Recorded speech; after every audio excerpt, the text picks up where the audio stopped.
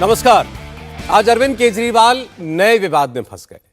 केजरीवाल के घर को रेनोवेट करने पर करीब 44 करोड़ रुपए खर्च किए जाने की बात सामने आई है। इस ऐसे पर्दे लगाए गए। घर की फ्लोरिंग के लिए मार्बल वियतनाम से मंगवाया गया। लकड़ी के काम के लिए 4 करोड़ की प्री फैब्रिकेटेड वुड मंगवाई गई। खाना लाने ले जाने के लिए लिफ्ट लगवाई गई। केजरीवाल के घर के रेनोवेशन में खर्च के जो फिगर्स हैं वो सुनकर आप चौंक जाएंगे। अब इस मामले की शिकायत सीबीआई से भी की गई है। इल्जाम यह भी है कि इस रेनोवेशन की फाइल पीडब्ल्यूडी सेक्रेटरी और चीफ इंजीनियर के पास न भेजनी पड़े, एक टेंडर जारी न करना पड़े, इसलिए सारे करोड़ से कम रखी गई। अब इन आरोपों की जांच होगी, हकीकत सामने आएगी। लेकिन फिलहाल जो फिगर्स सामने आए हैं, कितने करोड़ रुपए में क्या काम कराया गया, इसकी डिटेल आपको दूंगा। केजरीवाल कहते थे न सरकारी बंगला लूंगा, न गाड़ी लूंगा, न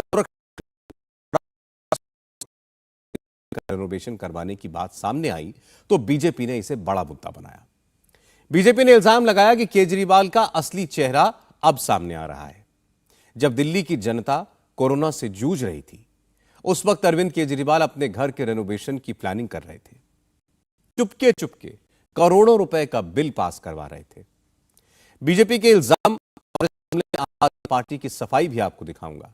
लेकिन सबसे पहले आपको बताता हूं कि आखिर अरविंद केजरीवाल के सरकारी घर में ऐसा क्या क्या हुआ।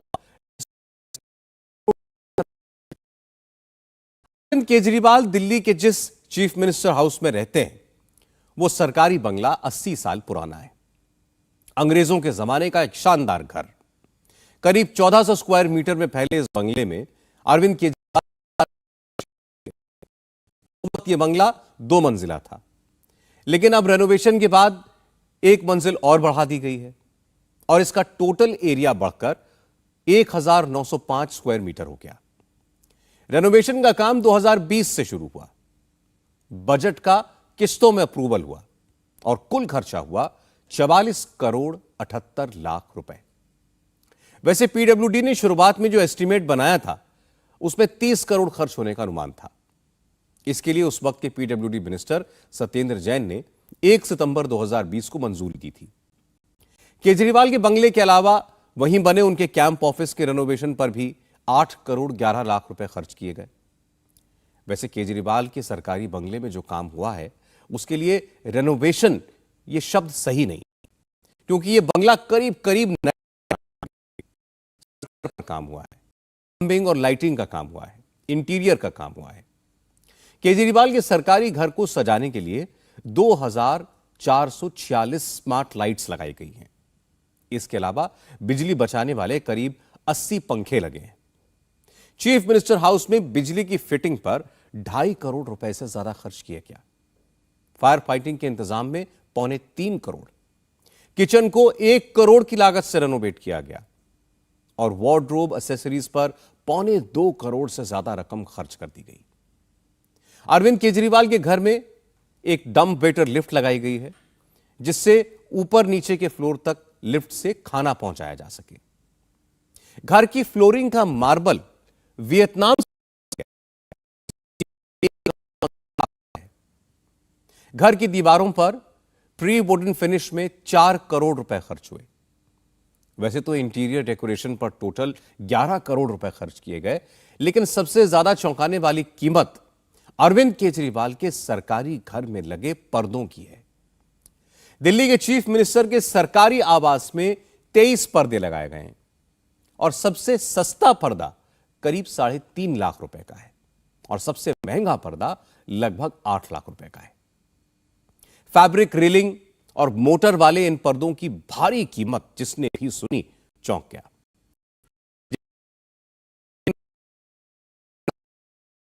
बीजेपी ने इसे मुद्दा बना दिया। बीजेपी के तमाम नेताओं ने अरविंद केजरीवाल पर हमला बोला। संबित पात्रा ने कहा कि खुद को आम आदमी कहने वाला अब महाराजा बन गया है। महाराज ने 45 करोड़ में महल का रेनोवेशन करवाया है।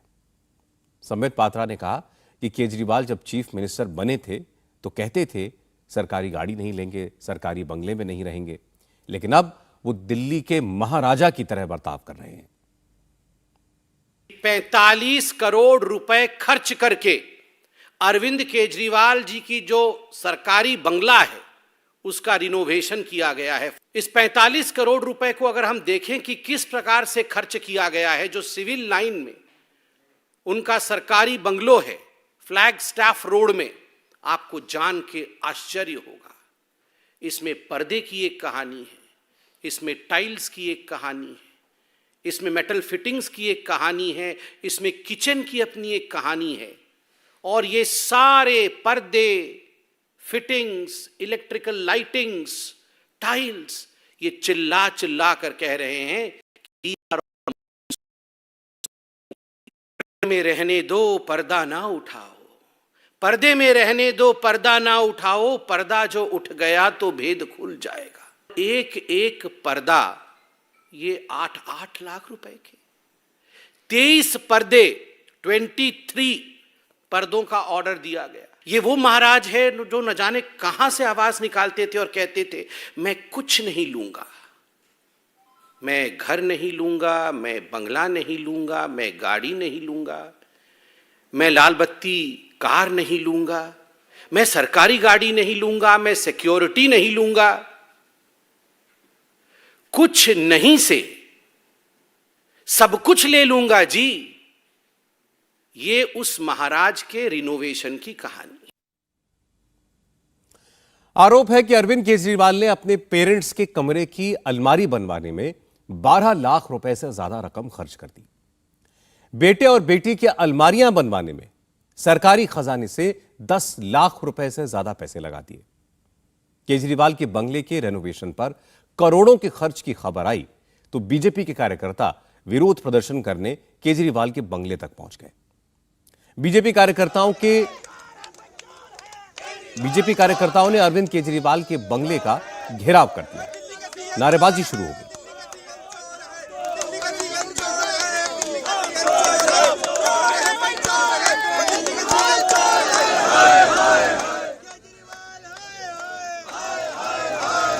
बीजेपी का इल्जाम है कि घर के रेनोवेशन का जो खर्च दिखाया गया है वो झूठ है, इसमें भी घोटाला हुआ है, इसकी जांच होनी चाहिए। क्योंकि दिल्ली पुलिस को अंदाजा था कि केजरीवाल के घर के बाहर प्रोटेस्ट हो सकता है, इसलिए चीफ मिनिस्टर्स हाउस की सुरक्षा पहले ही बढ़ा दी गई थी। दिल्ली पुलिस की कई टीमें यहां पर तैनात थी।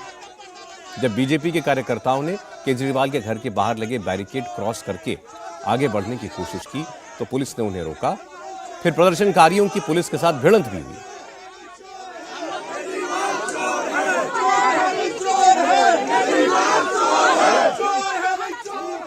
बीजेपी का आरोप है कि केजरीवाल के बंगले के रेनोवेशन में दिल्ली सरकार के नियम भी तोड़े गए। नियमों के मुताबिक दिल्ली में पीडब्ल्यूडी के 10 करोड़ रुपए से ज्यादा के खर्च के लिए पीडब्ल्यूडी के इंजीनियर इन चीफ और डिपार्टमेंट के सेक्रेटरी की परमिशन जरूरी होती है। लेकिन इस नियम से बचने के लिए केजरीवाल के घर के रेनोवेशन के बजट को छोटे छोटे टुकड़ों में मंजूर कराया गया। पीडब्ल्यूडी के इंजीनियरों A.K. राजदेव और P.K. परमार ने प्रोजेक्ट कॉस्ट की फाइल मंजूरी के लिए सीधे उस वक्त की पीडब्ल्यूडी मिनिस्टर सत्येंद्र जैन को भेज दी। क्योंकि 10 करोड़ से ज्यादा के खर्च की परमिशन के लिए इंजीनियर इन चीफ और पीडब्ल्यूडी सेक्रेटरी की मंजूरी जरूरी होती, उससे बचने के लिए 10 करोड़ से कम का एस्टीमेट बनाकर 5 किश्तों में मंजूर कराया गया।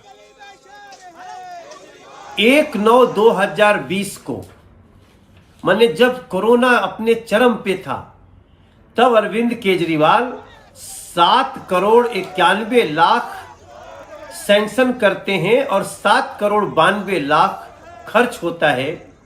उनके घर के रेनोवेशन में जो सीएम आवास है 22/10/2021 को फिर से 9 करोड़ 9 लाख रुपए लगाए जाते हैं। 30/12/2021 को फिर से 5.73 करोड़ 5 करोड़ 73 लाख। 29/6/2022 को 9 करोड़ 34 लाख और इस प्रकार से अपने घर में कैंप ऑफिस बनाने के लिए 9 करोड़ 99 लाख, टोटल 44 करोड़ 78 लाख रुपया अरविंद केजरीवाल जो अपने को आम आदमी कहते हैं वो अपने घर को शीश महल बना करके पता नहीं कौन सा सुख भोगना चाहता था। मैंने जब से सुना है, मैं सोच रहा हूं कोई अपने जीवन में इतना कैसे गिर सकता है, कोई व्यक्ति इतना संवेदनहीन कैसे हो सकता है, कोई इतना निर्दयी हो सकता है। अब पता चल रहा है कि दिल्ली के घरों में गंदा पानी जाता रहे फिर भी किसी के कान पे जूं न रेंगे। वो अरविंद केजरीवाल किस स्तर तक गिरने तक जा सकता है। 44 करोड़ 78 लाख रुपया, जिससे कोरोना में एक बहुत ही आवश्यक इंपॉर्टेंट लोगों की जान बचाने का अस्पताल बन सकता था। आमतौर पर जब केजरीवाल पर हमला होता है तो आम आदमी पार्टी के तमाम नेता उनके बचाव में उतरते हैं, लेकिन हैरानी की बात यह है कि आज आम आदमी पार्टी की तरफ से सिर्फ संजय सिंह बोले, किसी भी दूसरे नेता ने कोई बयान नहीं दिया। संजय सिंह ने कहा कि दिल्ली के चीफ मिनिस्टर हाउस का रेनोवेशन नहीं हुआ है, उसे तोड़कर नया बंगला ही बनाया गया है, क्योंकि पुराना बंगला तो 80 साल पुराना था, उसकी छत गिर रही थी, 3 हादसे हो चुके थे। संजय सिंह ने कहा कि चीफ मिनिस्टर का सरकारी घर अरविंद केजरीवाल की कोई प्राइवेट प्रॉपर्टी तो नहीं है कि उसके रेनोवेशन पर इतना हंगामा हो रहा है। संजय सिंह ने कहा कि 3 हादसों के बाद पीडब्ल्यूडी के इंजीनियर्स ने बंगले का मुआयना किया और तुरंत रेनोवेशन की सलाह दी। संजय सिंह ने कहा कि पूरा काम पीडब्ल्यूडी के इंजीनियर्स की सलाह पर हुआ है और बीजेपी बेवजह का विवाद खड़ा कर रही है। इसके बाद संजय सिंह ने अरविंद केजरीवाल के बचाव का पुराना फॉर्मूला इस्तेमाल किया, आरोपों के जवाब में आरोप। कहा प्रधानमंत्री के लिए तो 500 करोड़ का नया घर बन रहा है, प्रधानमंत्री के काफिले में 12-12 करोड़ की गाड़ियां चलती हैं, प्रधानमंत्री के लिए नया हवाई जहाज खरीदा गया, बीजेपी के नेता इसकी बात क्यों नहीं करते। संजय सिंह ने कहा कि बीजेपी के नेताओं को चीफ मिनिस्टर के बंगले पर हुआ खर्च तो दिखता है, लेकिन दिल्ली के एलजी ने अपने घर की मरम्मत में 15 करोड़ रुपए खर्च कर डाले थे, यह दिखाई नहीं देता। एक मुख्यमंत्री के घर में 3 घटना हुई। 80 साल उनका पुराना घर था, पीडब्ल्यूडी विभाग ने उसको तोड़ के बनाया, 30 करोड़ की लागत में वो घर बना। उसके ऊपर कल से चर्चा किए जा रहे हैं, बीजेपी वाले चिल्ला रहे हैं, चीख रहे हैं। तो जरा अपने लाट साहब से भी तो पूछिए आप, 15 करोड़ रुपए तो उनके घर के मरम्मत में खर्च हुआ। 15 करोड़ रुपए मरम्मत में, नया घर बनाने में नहीं। मुख्यमंत्री का तो नया घर बना, एलजी के तो मरम्मत में 15 करोड़ खर्च हुआ। चलो उससे आगे निकल जाओ आप, प्रधानमंत्री के घर के रिनोवेशन में 90 करोड़ रुपए खर्च हुआ, उससे भी आगे निकल जाओ आप। 500 करोड़ रुपए का हमारे देश के फकीर, हमारे देश के झोला छाप फकीर प्रधानमंत्री, जिसको अपने आप को कहते हैं मैं झोला छाप प्रधानमंत्री हूं, उनका जो घर बन रहा है वो 500 करोड़ रुपए में बन रहा है। और उसके पहले उस विराट महल में जाने से पहले 90 करोड़ रुपए खाली घर के रिनोवेशन में खर्च हो रहा है। ये फैक्ट्स, इस पे बात करो। कितने लाख का चश्मा इस्तेमाल करते हैं, कितने लाख के पेन इस्तेमाल करते हैं, कितने लाख का सूट पहनते हैं, करो चर्चा करिए कि 12-12 करोड़ की कारें उनके काफिले में क्यों घूमती हैं। चर्चा करिए कि 8,500 करोड़ रुपए का जहाज उन्होंने क्यों खरीदा।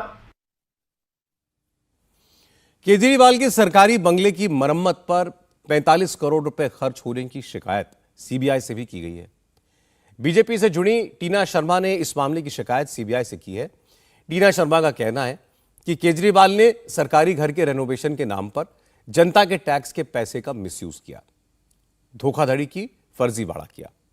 टीना शर्मा ने कहा कि यह पैसा जनता का है, इसलिए जनता को इस खर्च का हिसाब मिलना चाहिए।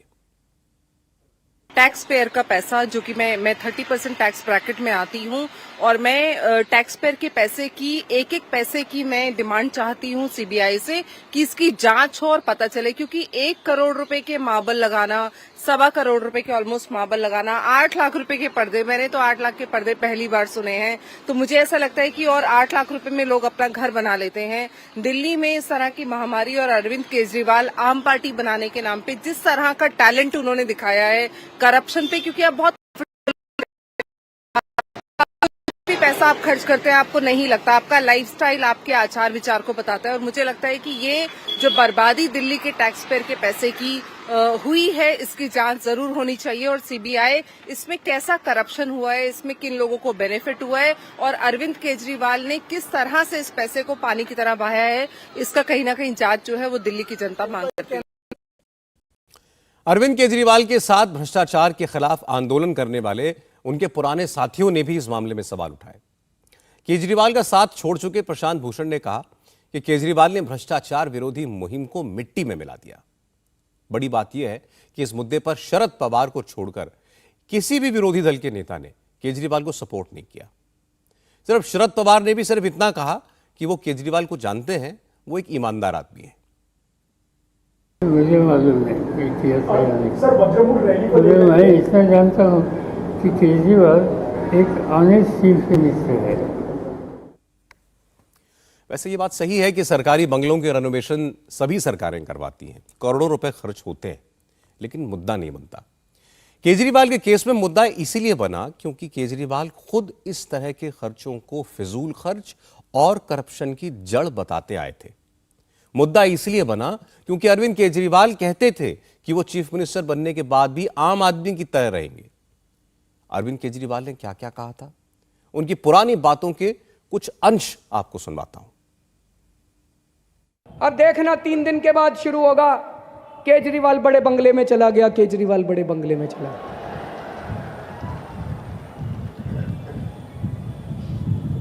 मुझे पूरा एक महापुरुष ने कहा था कि इंसान कहीं भी पहुंच जाए उसको अपनी औकात नहीं भूलनी चाहिए। मुझे अपनी औकात पता है, मैं बहुत छोटा सा आदमी हूं, मेरी बहुत छोटी सी औकात है। आज मेरे घर में 4 या 5 कमरे हैं, मैं जहां भी जाऊंगा 4-5 कमरों से ज्यादा की मेरे को क्या जरूरत है भाई साहब। 4-5 कमरे ही चाहिए, हाथ पैर पसारने के लिए उतनी जगह चाहिए, और जगह की क्या जरूरत है। आप लोग कह रहे हैं कि एमपीज अपने लिए सुविधाएं मांग रहे हैं हवाई जहाज़ों के ऊपर। हमने तो अपने लिए जो एग्जिस्टिंग सुविधाएं थी वो भी बंद कर दी। ना कोई लाल बत्ती, ना कोई सिक्योरिटी, ना कोई बड़ा बंगला, वो सारी सुविधाएं बंद की गई। एक आम आदमी की तरह रहना चाहिए। आज इस देश के अंदर एक वीआईपी कल्चर हो गया है। ये देश वीआईपीओं के लिए है, आम आदमी के लिए नहीं है। इनका बस चले तो सारे आम आदमियों को उठा के ये महासागर में डाल दें, पैसिफिक ओशन में उठा के फेंक दें। इनको लगता है ये आम आदमी जो है यही सबसे बड़ी प्रॉब्लम है। केवल वीआईपी के लिए, वीआईपी लोगों के लिए अलग सड़कें, अलग घर, अलग सिक्योरिटी, सब अलग उनके लिए। हम चाहते हैं सारा वीआईपी कल्चर खत्म हो। इस देश में एक ही वीआईपी होगा, वो होगा आम आदमी। बस हर आम आदमी इस देश का वीआईपी होगा। तो जितनी लाल बत्ती की गाड़ियां हैं सब बंद, किसी को लाल बत्ती की गाड़ी नहीं मिलनी चाहिए।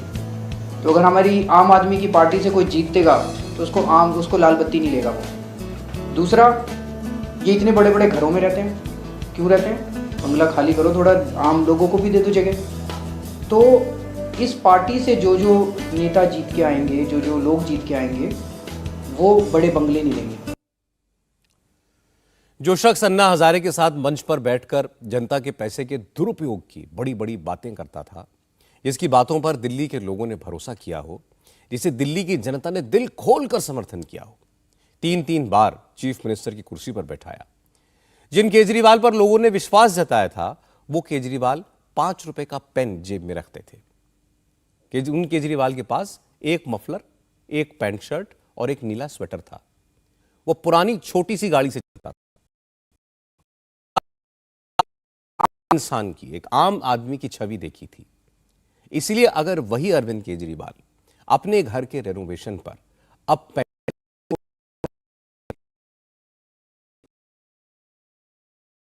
हो कि वो सरकारी घर नहीं लेगा, गाड़ी बंगला नहीं लेगा, सुरक्षा नहीं लेगा, अगर उसी केजरीवाल के घर के रेनोवेशन पर 45 करोड़ रुपए खर्च होंगे तो लोग तो सवाल पूछेंगे और इस मामले में केजरीवाल को जवाब भी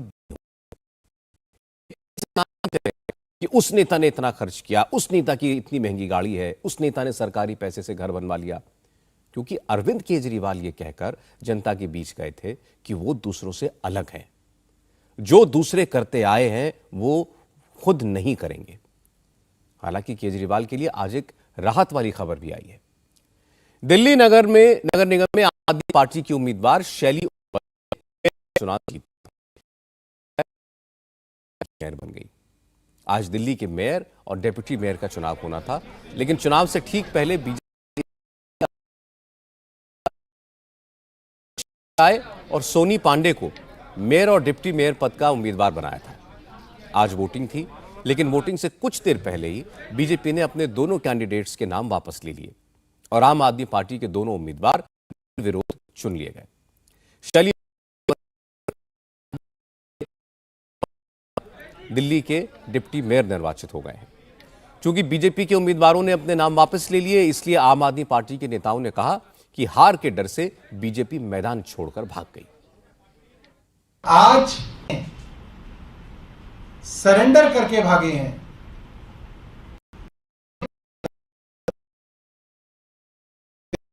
के घर में कुछ गड़बड़ है।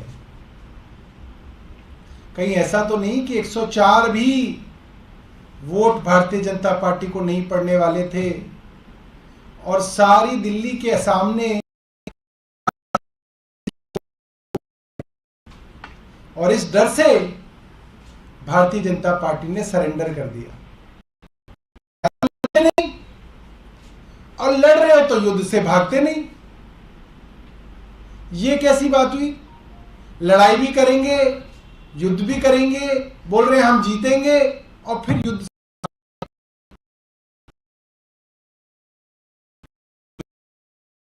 पार्टी के दिल्ली इकाई ने पूरी भारतीय जनता पार्टी राष्ट्रीय इकाई की नाक कटवा दी। आज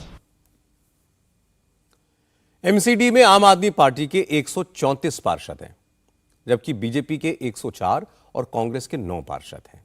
3 निर्दलीय पार्षद हैं। बीजेपी के पास मेयर का चुनाव जीत कि उन्होंने पार्टी हाईकमान के कहने पर ही अपना नाम वापस लिया है। कारण कुछ नहीं, हमने पहले उस दिन भी कहा था कि जैसे शांतिपूर्वक लेंगे और पहले शीश नेतृत्व का धन्यवाद करना चाहूंगी जिन्होंने इस पद के लिए मुझे चुना। बस इतने काफी है।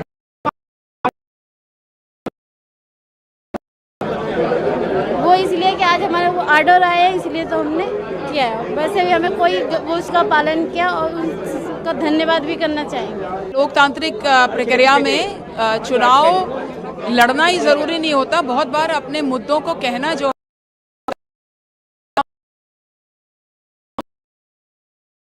में तब करते जब पूरी व्यवस्था ये बाकी की भी जो है क्रिएट करते, लेकिन हमें ऐसा लगता है कि स्थायी समिति नहीं बन पा रही है, उसके ऊपर ध्यान नहीं हो रहा है। मामला तो कोर्ट में आपको जी, लेकिन उसमें 2 बार कोर्ट में उन्होंने टाइम ले लिया है, उसको आगे के आगे ये कहते हुए कि अभी हम जवाब नहीं दे पा रहे हैं, अभी हम जवाब नहीं दे पा रहे हैं, उसको लंबित कर रहे हैं। तो हमारा ध्येय यही है कि महापौर का भी पद का औचित्य तब है जब स्टैंडिंग कमेटी बने। इसमें तो कोई शक नहीं है कि अगर बीजेपी मेयर और डिप्टी मेयर का इलेक्शन लड़ती भी तो जीत की उम्मीद नहीं थी, इसलिए नाम वापस लेना कोई बड़ी बात नहीं है।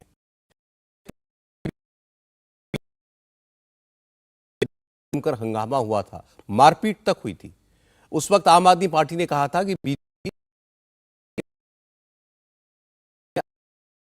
कर रही है, लेकिन आज जब बीजेपी ने उम्मीदवारों के नाम वापस ले लिए तो सौरभ भारद्वाज ने कहा कि बीजेपी डर कर मैदान छोड़कर चली गई। इसी को कहते हैं चित भी मेरी पट भी मेरी। अब आपको कर्नाटक के चुनावी रंग दिखाता हूं। कर्नाटक में इलेक्शन कैंपेन की गर्मी जोर पकड़ रही है। बीजेपी और कांग्रेस दोनों ने पूरी ताकत प्रचार में झोंक दी है। बीजेपी की तरफ से आज पार्टी अध्यक्ष जेपी नड्डा, रक्षा मंत्री राजनाथ सिंह, वित्त मंत्री child welfare minister Smriti Irani, UP के चीफ मिनिस्टर योगी आदित्यनाथ और मध्य प्रदेश के मुख्यमंत्री शिवराज सिंह चौहान समेत तमाम बड़े लीडर्स प्रचार के लिए पहुंचे। बीजेपी की तरफ से कर्नाटक में कैंपेन के लिए प्रधानमंत्री नरेंद्र मोदी के बाद सबसे ज्यादा डिमांड मांड्या और विजयपुरा में 3 रैलियां की, रोड शो किए, बसवेश्वरा मंदिर में महादेव का पूजन भी किया।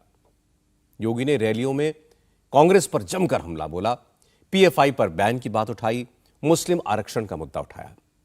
योगी आदित्यनाथ ने लोगों से अपील की कि मोदी की कैप्टनशिप में डबल इंजन डेवलपमेंट का हिस्सा बनना चाहिए। योगी ने कहा कि कांग्रेस तुष्टीकरण की राजनीति करती है, जबकि बीजेपी लोगों का सशक्तिकरण करती है। जो लोग समाज को बांटने का कुत्सित प्रयास कर रहे हैं, जिन लोगों ने मजहब के आधार पर आरक्षण देने की घोषणा की है, वे भारत के हितैषी नहीं हो सकते। मजहब के आधार पर आरक्षण असंवैधानिक है। मजहब के आधार पर आरक्षण देने की कतई पक्षधर नहीं है। 1947 में मजहब के आधार पर एक आरक्षण के नाम पर देश का विभाजन हो चुका है। अब हम भारत के साथ, भारत की एकता और अखंडता के साथ खिलवाड़ करने की छूट किसी को नहीं दे सकते, किसी को नहीं दे सकते। हर भारतवासी प्रधानमंत्री मोदी जी के नेतृत्व में टीम इंडिया का पाठ बन करके एक भारत श्रेष्ठ भारत के लिए कार्य करें। कांग्रेस के नेतृत्व को भी आपने देखा होगा, उसने जाति, मत और मजहब के आधार पर समाज को बांटने का कुत्सित प्रयास किया। तुष्टीकरण की नीतियों खाई चौड़ी करने का कार्य किया। हम तुष्टीकरण नहीं, हम तो हर नागरिक के सशक्तिकरण पर विश्वास करते हैं। और कर्नाटक का विकास, डबल इंजन सरकार के नेतृत्व में कर्नाटक का विकास उस सशक्तिकरण का प्रतीक है। गृह मंत्री अमित शाह हो, बीजेपी प्रेसिडेंट जेपी नड्डा हो या फिर योगी आदित्यनाथ, कर्नाटक चुनाव में बीजेपी के एजेंडे में सबसे ऊपर मुस्लिम आरक्षण का मुद्दा है। हर पब्लिक मीटिंग में बीजेपी के बड़े नेता रिजर्वेशन की बात कर रहे हैं। बीजेपी के नेता दावा कर रहे हैं कि उन्होंने मुस्लिम रिजर्वेशन खत्म करके लिंगायत और वोकलिंगा समाज का रिजर्वेशन बढ़ा दिया है। लेकिन कांग्रेस के नेता कह रहे हैं कि बीजेपी लोगों को गुमराह कर रही है, वोटों का पोलराइजेशन करना चाहती है। वहीं कांग्रेस समाज के हर तबके को आगे बढ़ाना चाहती है। आज रिजर्वेशन के मुद्दे पर कांग्रेस ने एक बड़ा ऐलान किया। पूर्व मुख्यमंत्री सिद्धरामैया ने ट्विटर पर लिखा कि अगर कांग्रेस सत्ता में आती है तो रिजर्वेशन की लिमिट 50% से बढ़ाकर 75% करेगी। सभी वर्गों को उनकी आबादी के हिसाब से रिजर्वेशन दिया जाएगा। कांग्रेस अध्यक्ष मल्लिकार्जुन बीजेपी लोगों को भड़काने का काम कर रही है, लेकिन कांग्रेस ऐसा कोई फैसला नहीं करेगी जिस पर सुप्रीम कोर्ट रोक लगा दे। कांग्रेस की सरकार कानून के प्रावधानों के तहत ठोक बजाकर ही फैसला करेगी। इस देश में क्या आरक्षण नहीं थे? मंडल कमीशन नहीं था, स्टेट में हावनूर कमीशन नहीं था। अरे आरक्षण तो सबसे पहले कर्नाटक ने दिया है, और आप उसको क्यों उछाल रहे हो, लोगों को क्यों भड़का रहे हो? ये तो भड़काने की बात है। अभी हमारे कोई दोस्त ने एक पूछा कैसा करेंगे, अभी थोड़ी योजना जो बनाते हैं पहले कहते हैं, तो हम किस ढंग से करना करेंगे और कानून के तहत वो बिठाना है बिठाएंगे। कर्नाटक में पिछले 30 साल से मुसलमानों के लिए 4% रिजर्वेशन है। 1993 में जब वीरप्पा मोइली कर्नाटक के मुख्यमंत्री थे, उस वक्त वीरप्पा मोइली ने मुसलमानों की कुछ जातियों को पिछड़े वर्ग में शामिल करके रिजर्वेशन दिया था। क्योंकि बीजेपी के नेता ये कह रहे हैं कि संविधान धर्म के आधार पर आरक्षण की इजाजत नहीं देता, लेकिन आज वीरप्पा मोइली ने कहा कि अमित शाह और बसवराज बोम्मई या तो जानकारी नहीं रखते या फिर वो जानबूझकर झूठ बोल रहे हैं। वीरप्पा मोइली ने कहा कि मुसलमानों को रिजर्वेशन धर्म के आधार पर नहीं दिया गया है। मुसलमानों में भी पिछड़ी जातियां हैं, उन्हें पिछड़ी जातियों की कैटेगरी का ही माना गया है। The Supreme Court actually slapped both Amit Shah, the Home Minister, and also Basuraj Bommai. You know that 93 I have done it when I was CM. This first I gave 6% reservation. Next then it has to be within 50%. So I reduced it to 4% reservation. It has been in force from 93. That means more than 30 years. Well tested, time tested measure which was taken here. And these people are so ignorant, so they act as if they are illiterates, both Amit Shah, Home Minister of the country, and also Basuraj Bommai. It's not a religious reservation. there in the while implementing Chinnappa Reddy Commission report, along with the other backward classes, this is one of the component of the backward classes. Muslims have been, as a class we considered it, not as a religion, included in the backward classes. यह सही है कि कर्नाटक में मुस्लिम आरक्षण 30 साल से लागू था और बीजेपी ने इसे खत्म कर दिया है और चुनाव का वक्त है, इसलिए बीजेपी इसे अपने हिसाब से पेश भी कर रही है, कांग्रेस अपने लिहाज से कर रही है। कर्नाटक के चुनावी कैंपेन में बीजेपी के नेता हिंदुत्व, राम मंदिर, काशी विश्वनाथ कॉरिडोर, महाकाल कॉरिडोर, चार धाम का विकास, ऐसे तमाम मुद्दे भी उठा रही है। अमित शाह ने अपने दौरों में लोगों से कहा था कि अयोध्या का टिकट कटा लो। आज योगी आदित्यनाथ ने भी लोगों से जनवरी में अयोध्या आने की गुजारिश की। योगी आदित्यनाथ ने कहा कि हनुमान जी कर्नाटक के थे और श्री राम यूपी के। कर्नाटक और यूपी का रिश्ता तो त्रेता युग का है। अब जनवरी में जब रामलला भव्य राम मंदिर में विराजेंगे तो कर्नाटक के लोगों को भी वहां मौजूद रहना चाहिए। योगी आदित्यनाथ ने कहा कि कर्नाटक में डबल इंजन सरकार बनवाकर अयोध्या आइए और मैं वहां आपका स्वागत करूंगा। मैं आपको आमंत्रित करने के लिए आया हूं। भाइयों बहनों, आपने श्री राम जन्मभूमि आंदोलन में योगदान किया था। अयोध्या में प्रभु श्री राम का भव्य मंदिर का निर्माण हो रहा है। जनवरी 2024 में मंदिर का निर्माण कार्य पूरा हो चुका होगा और प्रधानमंत्री मोदी जी के कर कमलों से मंदिर का रामलीला विराजमान अपने भव्य मंदिर में होंगे। 500 वर्षों में पहली बार होगा जब प्रभु राम अपने स्वयं के मंदिर में विराजमान होंगे। भाइयों बहनों, हर भारतवासी के लिए यह गौरव की बात होगी और मैं आप सभी बजरंगबली के अनुयायियों को आमंत्रित करने के लिए आया हूं। प्रभु राम के मंदिर में रामलला के विराजमान होने के शुभ अवसर पर मैं आपकी स्वागत की उत्सुकता से वहां तैयारी कर रहा हूं। मुझे प्रसन्नता होगी आप उस समय डबल इंजन की सरकार के साथ मिलकर के कार्य करेंगे। हैरानी की बात यह है कि अयोध्या में राम मंदिर निर्माण का श्रेय अब कांग्रेस भी ले रही है। कांग्रेस के प्रवक्ता गौरव वल्लभ ने कहा कि अगर राजीव गांधी ने अयोध्या में ताला न खुलवाया होता तो बीजेपी लोगों को अयोध्या में रामलला के दर्शन का निमंत्रण नहीं देती। चंदे में क्या क्या हुआ, राम मंदिर के नाम के चंदे में क्या क्या हुआ, कौन कौन चंदे चोर के नाम सामने आए। कम से कम टिकट में कमीशन खोरी मत करना। और आज टिकट इसलिए वो कटवाने की बात कर रहे हैं क्योंकि टिकट कटवाने से पहले उस मंदिर के ताले कांग्रेस ने खुलवाए थे। तो आज वो टिकट में जो बात कर रहे हैं उसका कारण कांग्रेस पार्टी ने जो राम मंदिर के ताले खुलवाए थे, आज इसलिए वो ये बात कर रहे हैं। भगवान राम का काम है क्योंकि पहले हमने देखा कि मंदिर निर्माण में चंदे चोर कई आगे बीच में, वैसा काम टिकट में ना हो। कर्नाटक कांग्रेस ने कर्नाटक में तमाम मुफ्त की योजनाओं का वादा किया है, लेकिन मध्य प्रदेश के मुख्यमंत्री शिवराज सिंह चौहान ने कहा कि राहुल गांधी ने मध्य प्रदेश के लोगों से भी इसी तरह के वादे किए थे, कोई वादा पूरा नहीं किया। शिवराज सिंह चौहान ने कहा कि राहुल गांधी की उम्र भले ही 50 साल हो गई हो, लेकिन उनकी बातें बच्चों जैसी हैं, इसलिए उनकी बातों पर, उनके वादों पर कर्नाटक के लोगों को यकीन नहीं करना चाहिए। पता नहीं क्या बोल जाए राहुल बाबा, उम्र तो उनकी 50 साल हो गई लेकिन मानसिकता है 5 साल की।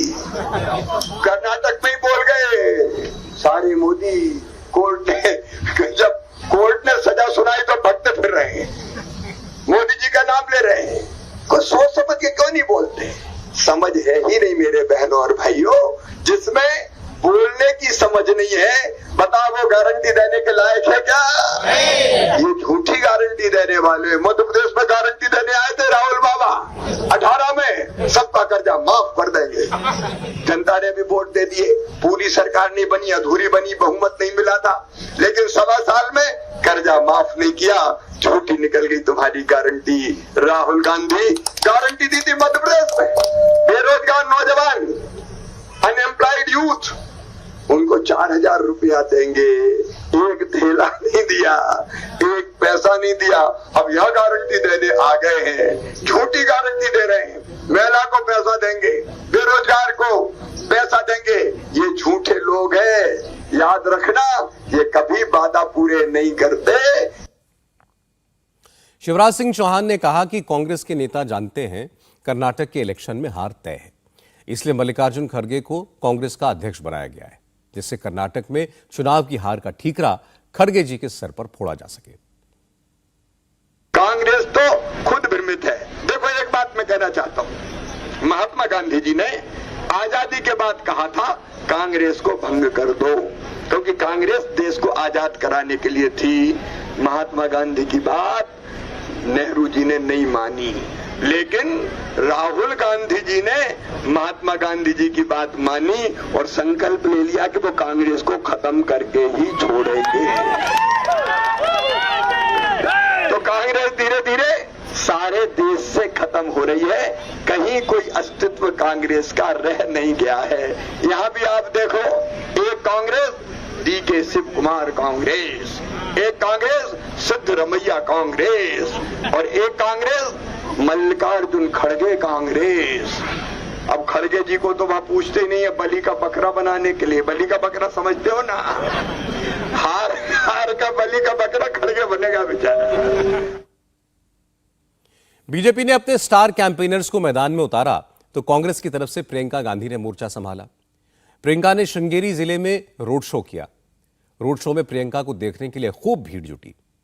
इससे पहले प्रियंका ने चिकमंगलूर में पब्लिक मीटिंग की। यहां प्रियंका गांधी ने राहुल गांधी की पार्लियामेंट मेंबरशिप जाने का मुद्दा उठाया। चिकमंगलूर की रैली में प्रियंका ने याद दिलाया कि राहुल की तरह इंदिरा गांधी की सदस्यता भी गई थी, लेकिन उसके बाद जनता ने फिर इंदिरा को चुना, उनकी सरकार बनाई। प्रियंका ने कहा कि राहुल और कांग्रेस सच की लड़ाई लड़ रहे हैं और उन्हें पूरा यकीन है कि जीत सच्चाई की ही होगी।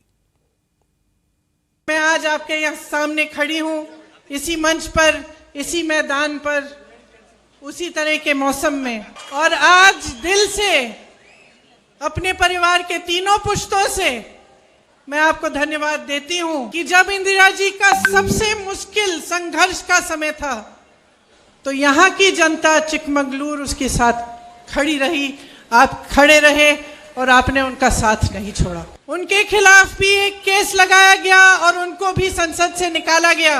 आप उन्हें संसद में वापस लाए।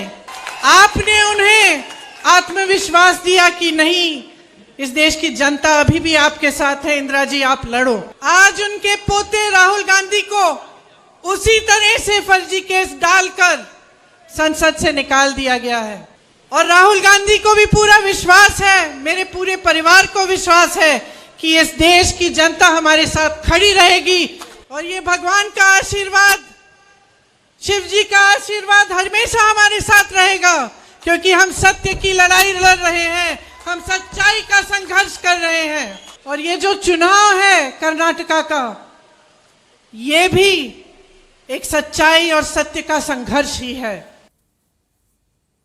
चिकमंगलूर की मीटिंग से पहले प्रियंका गांधी मैसूरू की एक मशहूर रेस्टोरेंट में गई। प्रियंका के साथ प्रदेश कांग्रेस के अध्यक्ष डीके शिव कुमार भी थे। यहां प्रियंका ने डोसे का स्वाद लिया, शॉप के मालिक के परिवार से भी मिली, उनकी बेटियों से बात की। इसके बाद प्रियंका उठकर रेस्टोरेंट के किचन में पहुंच गई। यहां पर उन्होंने रेस्टोरेंट मालिक से डोसा बनाना सिखाने को कहा। प्रियंका ने खुद भी डोसा बनाने की कोशिश की। इसके बाद प्रियंका गांधी जब चिकमंगलूर की रैली में पहुंची तो उन्होंने डोसा बनाने का एक्सपीरियंस पब्लिक को भी बताया। आज सुबह मैं मैसूरू में मैलारी होटल में गई, आप जानते हैं, और मैंने देखा कर्नाटका का स्वाभिमान, कर्नाटका की मेहनत का मिसाल। जिसका होटल है, उन्होंने मुझे बताया कि उनके पिताजी ने ये काम शुरू किया था। बहुत गर्व से मुझे रसोई में ले गए और मुझे भी डोसा बनाना सिखाया। अच्छा बनाया, ಚೆನ್ನಾಗೇ ಮಾಡಿದ್ದೀನಿ, अच्छा बनाया। और उसी समय उनकी 23 साल की बेटी भी आई रसोई में। मैंने पूछा क्या करती हो? बोला मैं इन्फोसिस में काम करती हूँ। मुझे इतना गर्व हुआ, मुझे लगा यही कर्नाटका है। कर्नाटक चुनाव में सबकी नजर हुबली धारवाड़ सेंट्रल सीट पर भी है। इस सीट से कांग्रेस में बीजेपी से आए पूर्व मुख्यमंत्री जगदीश शेट्टार वो चुनाव में उतरे हुए हैं। ये सीट अब बीजेपी के लिए नाक का सवाल बन गई है। हुबली में जगदीश शेट्टार को हराने के लिए खुद बीएस येदियुरप्पा ने मोर्चा संभाल लिया है। येदियुरप्पा ने आज हुबली में लिंगायत समुदाय के नेताओं के साथ एक बैठक की। इस बैठक में उन्होंने शेट्टार पर जमकर निशाना साधा। येदियुरप्पा ने कहा कि शेट्टार गद्दार हैं, उन्हें माफ नहीं किया जा सकता। येदियुरप्पा ने कहा कि मैं खून से लिख कर दे सकता हूं कि जगदीश शेट्टार इस बार चुनाव नहीं जीतेंगे।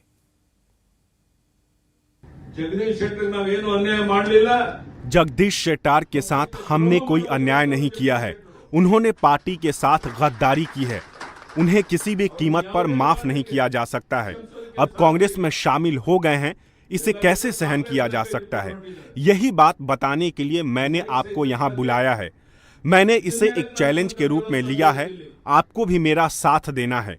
मैं अपने खून से लिखकर ये दे सकता हूं कि यहां से जगदीश शेट्टार का जीतना असंभव है। अमित शाह जब हुबली आए थे तब उन्होंने भी जगदीश शेट्टार को हराने की बात कही थी। स्मृति ईरानी ने भी शेट्टार पर निशाना साधा था। अब येदियुरप्पा ने भी कह दिया कि जगदीश शेट्टार किसी भी कीमत पर नहीं जीत पाएंगे।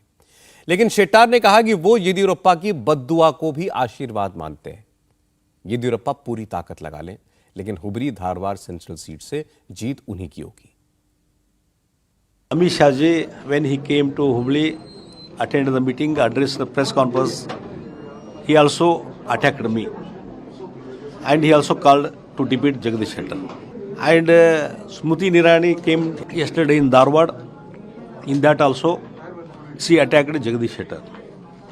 And Yediyurappa ji, he is a BJP senior leader, and I have a high respect for him. He also yesterday came. He also attacked Jagdish Shettar. I am only the target for everybody. And so many people joined the Congress. But now Jagdish Shettar is only the target. Why it is? And BSY criticized me. I'll take it as a Ashirwad.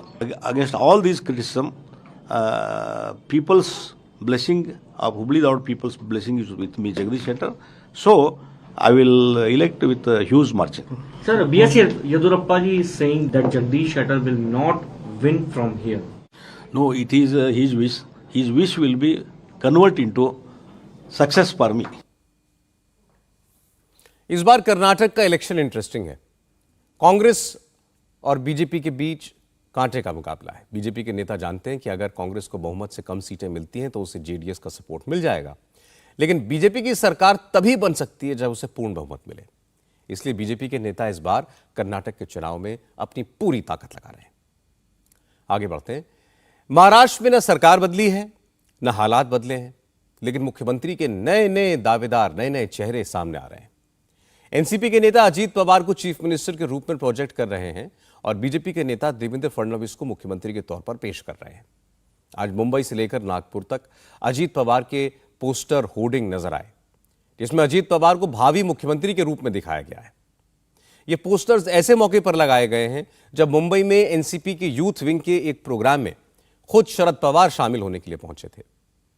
Sharad Pawar से जब सवाल किया गया कि क्या अजीत पवार नाराज हैं, party छोड़ सकते हैं, तो उन्होंने इसे मजाक में उड़ा दिया। शरद पवार ने संजय राउत के उन दावों की भी हवा निकाल दी जिनमें संजय राउत ने कहा था कि एकनाथ शिंदे सरकार बस कुछ दिनों की मेहमान है। पवार ने कहा कि संजय राउत के सोर्स उन्हें क्या बता रहे हैं ये तो संजय राउत ही बता सकते हैं, लेकिन उन्हें लगता है ये सब फिजूल की बात है। सीधी बात है, हमसे किसी ने चर्चा की नहीं। संजय राउत ने कहा कि मीडिया के एडिटर भी है, मीडिया के प्रतिनिधि को हमसे ज़्यादा इन्फॉर्मेशन होती है, शायद उनका कोई अलग सोर्स होगा, मगर ऐसी इन्फॉर्मेशन हमारे पास नहीं है। और जिससे इन्फॉर्मेशन नहीं है तो फजूल बातें करने में कोई मजा नहीं। अजीत पवार के बहुत सारे पोस्टर लगे भावी मुख्यमंत्री के महाराष्ट्र में। मैंने कहा 2 मिनट पहले कि उन्होंने इसके लिए नाराजगी जताई है, ये गलत है, ऐसे मत करो, ऐसे कहा है। सीधी बात है, सोशल ऊपर का डिसीजन क्या आएगा आने के बाद बात करने में फायदा है। समझदार है, सूक्ष्म रूप से दिखे नहीं आया नहीं, इससे रिएक्ट करने में इतना फागलपन मेरे पास नहीं है। और सब एक सवाल है कि बार बार अजीत पवार का नाम क्यों ऐसा आता है? आपने कभी अजीत पवार से इस मसले पर बात की? क्यों नाराज है, पार्टी छोड़ रहे हैं, बगावत करते हैं? इन्होंने पार्टी छोड़ने का ये भी आज भी बताया, कल बताया, आप लोगों को कुछ काम नहीं थे, उन्होंने कहा। शरद पवार ने भले ही महाराष्ट्र में बदलाव की बात को बेकार की बात कह दिया हो, लेकिन महाविकास आघाड़ी में इसे लेकर टेंशन बनी हुई है।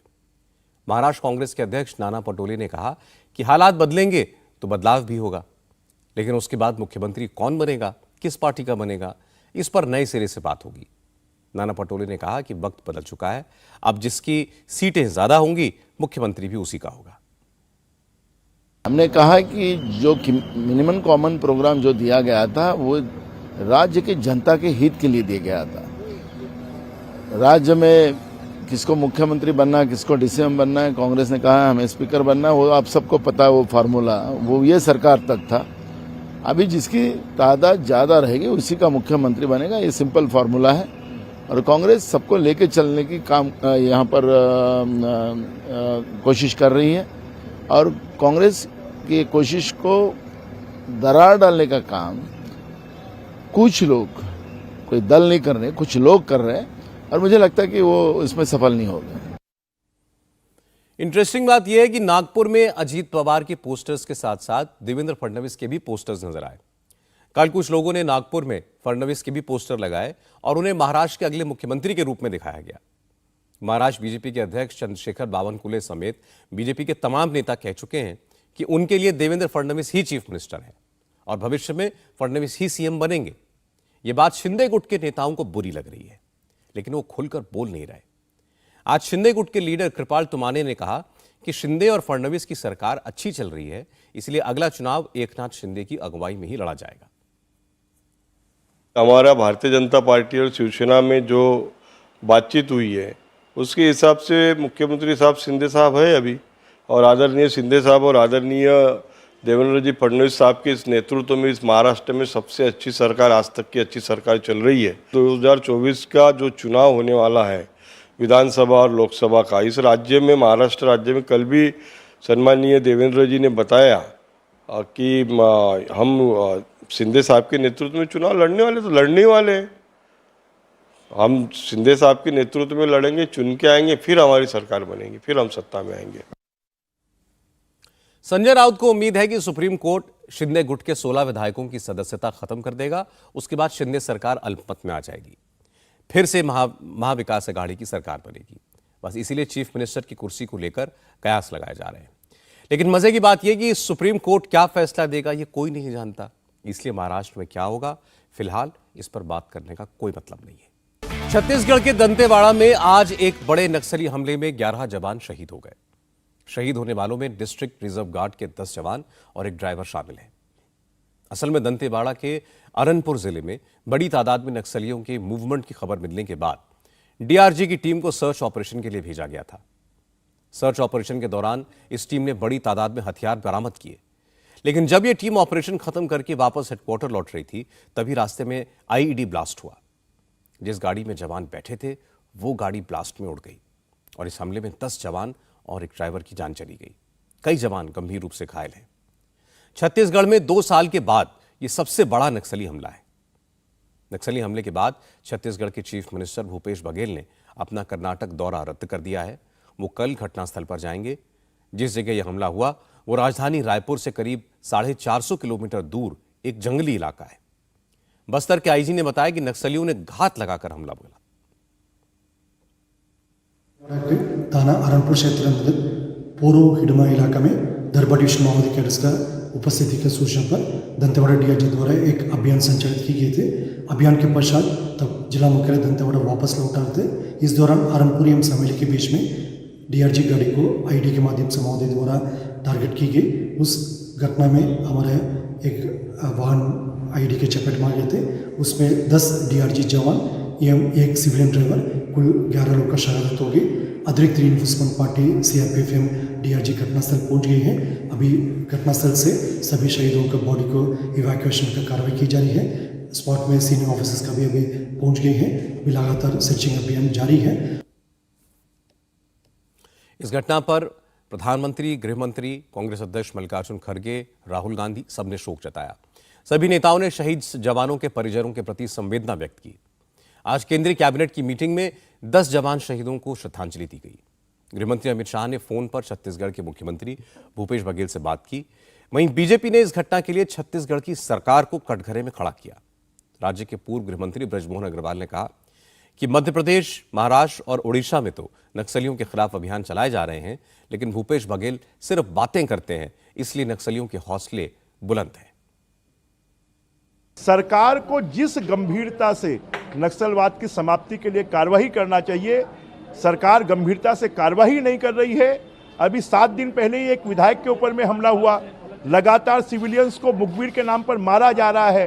सड़क बनाने वाली गाड़ियों को जलाया जा रहा है। उनकी धमकियां लगातार मिल रही है। उसके बाद भी सरकार इसको गंभीरता से नहीं ले रही है। खाली समाचार पत्रों में नक्सलवाद को समाप्त करने की बात करते हैं। मध्य प्रदेश में नक्सलवादी मारे जाते हैं, उड़ीसा में मारे जाते हैं, महाराष्ट्र में मारे जाते हैं। आज तक छत्तीसगढ़ में एक भी कोण नक्सलवादी क्यों नहीं मारा गया? क्योंकि नक्सलवाद के प्रति ये सरकार का नरम रुख जो है वो हमारे 11 जवानों को आज शहादत के लिए मजबूर हुआ है। खाली मुख्यमंत्री जी झूठ जैसे बोलते हैं ना कि 100 बार झूठ बोल के उसको सत्य बनाया जाए, खाली मुख्यमंत्री जी झूठ बोलने का काम करते हैं। जो सेंट्रल से मिलने वाली सहायता है, उस सहायता को तो पूरा उपयोग नहीं कर पा रहे हैं। उसके आर्म्स एम्युनिशन नहीं खरीद पा रहे हैं, जवानों को सपोर्ट नहीं कर पा रहे हैं। जरा बताएं उन्होंने पिछले 4.5 सालों में उन्होंने कौन सा ऐसा नया काम किया जिससे नक्सलवाद से लड़ने के लिए हमारी जो सुरक्षा की जवान हैं उनको ताकत मिले? एक भी काम बता दें। नक्सलियों के खिलाफ केंद्र सरकार और राज्य सरकारें मिलकर काम कर रही हैं। नक्सल प्रभावित इलाकों में वारदातों में कमी भी आई है, लेकिन महाराष्ट्र और छत्तीसगढ़ के कुछ इलाके अभी भी नक्सलियों से प्रभावित हैं। इसलिए इस मामले पर सियासत करने के बजाय सभी दलों को मिलकर इस समस्या को खत्म करने के लिए काम करना चाहिए। गृहयुद्ध के शिकार अफ्रीकी देश सूडान से 561 भारतीयों को सुरक्षित बाहर निकाल लिया गया है। इनमें से 360 भारतीयों को लेकर एक विमान अब से थोड़ी देर पहले जेद्दाह से दिल्ली पहुंचा है। सऊदी अरब के जेद्दाह में भारत ने कंट्रोल रूम बनाया है। सूडान में फंसे भारतीयों को निकालकर पहले जेद्दाह ही पहुंचाया जा रहा है। सूडान में गृहयुद्ध के बीच करीब 3000 भारतीय नागरिक फंसे हुए हैं, जिन्हें निकालने के लिए भारत ऑपरेशन कावेरी चला रहा है। इसके लिए इंडियन एयरफोर्स के 2 विमान और नेवी के 2 जहाजों को लगाया गया है, जो सूडान के बंदरगाह शहर पोर्ट सूडान पहुंच रहे भारतीयों को निकालकर सऊदी अरब पहुंचा रहे हैं। आज सूडान में फंसे 135 भारतीयों को लेकर एयरफोर्स का एक C-130J विमान सऊदी अरब के जेद्दाह शहर पहुंचा था। इससे पहले एक और C-130J विमान ने 148 भारतीयों को पोर्ट सूडान से जेद्दाह पहुंचाया था। कल पोर्ट सूडान से 278 भारतीय नागरिकों को नौसेना के जहाज INS सुमेधा से जेद्दाह पहुंचाया गया था। सूडान से सुरक्षित वापस लौटे भारतीयों ने कहा कि वो जिन हालात में फंसे थे, उनमें से जिंदा वापस लौटना ही बहुत बड़ी बात है। भारत सरकार ने जिस तरह से उनकी मदद की है, वो दुनिया के बड़े बड़े देश नहीं कर पाए। मैं सूडान में रहती थी 10 साल से। मेरा पूरी एजुकेशन वहाँ पे थी। उसके बाद सिविल वॉर चालू हो गया तो रहना बहुत मुश्किल हो गया था। गोली बारूद चल रही थी, तो बाद में इंडियन आर्मी और इंडिया की सरकार ने हमारी मदद की, हम यहाँ पे आ गए। मेरा नाम सेवा सिंह है और भारत सरकार ने बहुत अच्छा काम किया। हमारी इंडियन आर्मी, इंडियन नेवी ने बहुत सहयोग किया। उन्हीं की वजह से आज हम सब सुरक्षित पहुंच पाए। सूडान में सेना और पैरामिलिट्री फोर्स का आपस में युद्ध हो रहा है। 600 से ज्यादा लोगों की जान जा चुकी है। लोग घरों में कैद हैं। कई दिन से लोगों को खाना नहीं मिला है। ऐसे हालात में वहां फंसे भारतीयों को सुरक्षित वापस लाना कोई आसान काम नहीं है, लेकिन विदेश मंत्रालय, नेवी और एयरफोर्स की मदद से इस काम को जिस तरह से अंजाम दिया जा रहा है, वो काबिले तारीफ है। इंडिया टीवी हर वक्त हर जगह डाउनलोड करने के लिए सर्च करें India TV news Google play store या ऐप स्टोर पर।